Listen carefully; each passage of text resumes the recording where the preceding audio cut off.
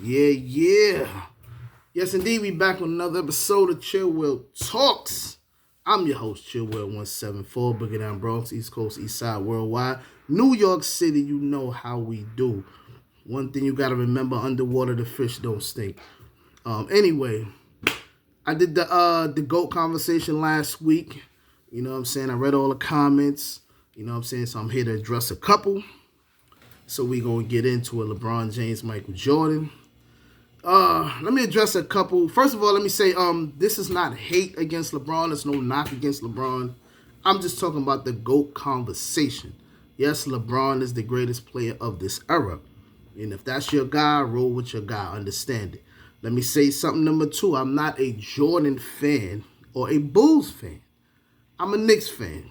Through and through, whether we win or lose, I'm from New York City. I'm a Knicks fan. Every team, everything New York win or lose, I'm down with. I'm very authentic that way. A lot of people jump teams when they play jump teams, but I'm not one of those guys.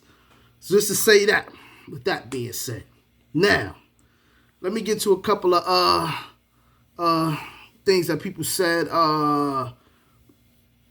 One comment said, "Who did he beat?" He didn't beat nobody.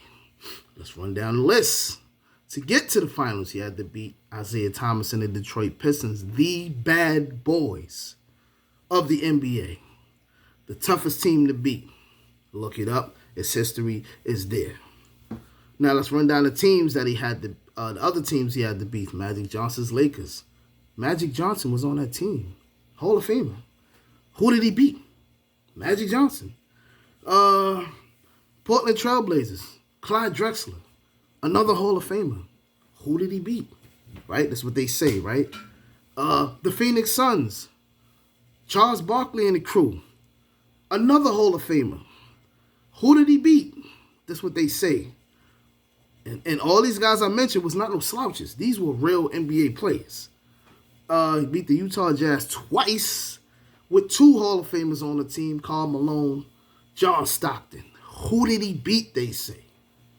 The Supersonics, Seattle Supersonics, Sean Kemp, Gary Payton, one of the best 1-2 punches in the NBA. Who did he beat? They keep saying. I don't get it. Another player said he played in a trashy league.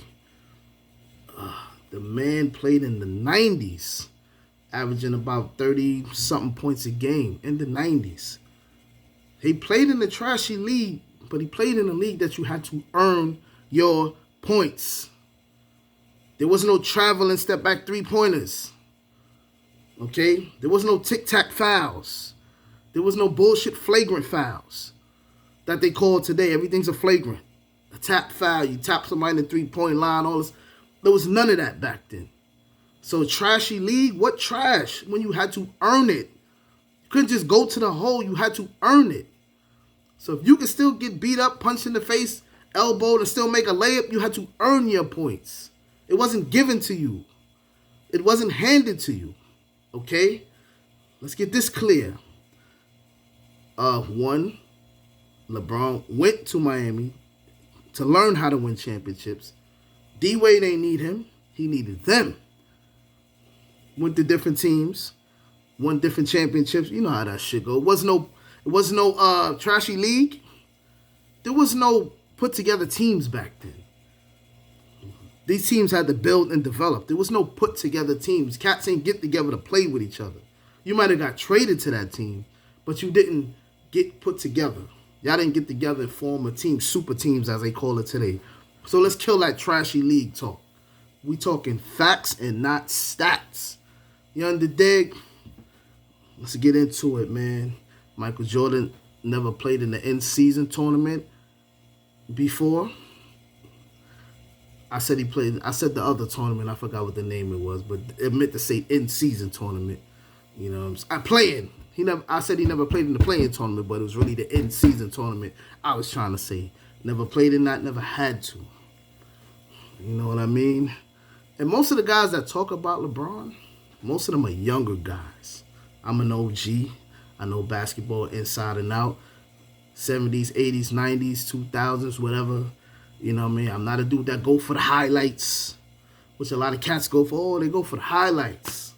Nah, I'm not a highlight player type dude. You know what I mean? I know the ins and outs about basketball. So when cats say LeBron is the GOAT today and not Michael Jordan, they don't know basketball. Let's just keep that a buck. Let's keep it all the way live. Gotta be a younger guy, man. Younger guy. But this is not hate or not. Oh, let's not forget, one of those championships was given to LeBron with the whole Draymond Green. Remember the foul thing, and they suspended Draymond Green from one of those games or something? I think Golden State was about to win that or something like that, if I remember correctly. I mean, it was some years ago, so my memory might be a little short on that, but they gave that to him, and we know that. We know that. They gave that to LeBron. We know that.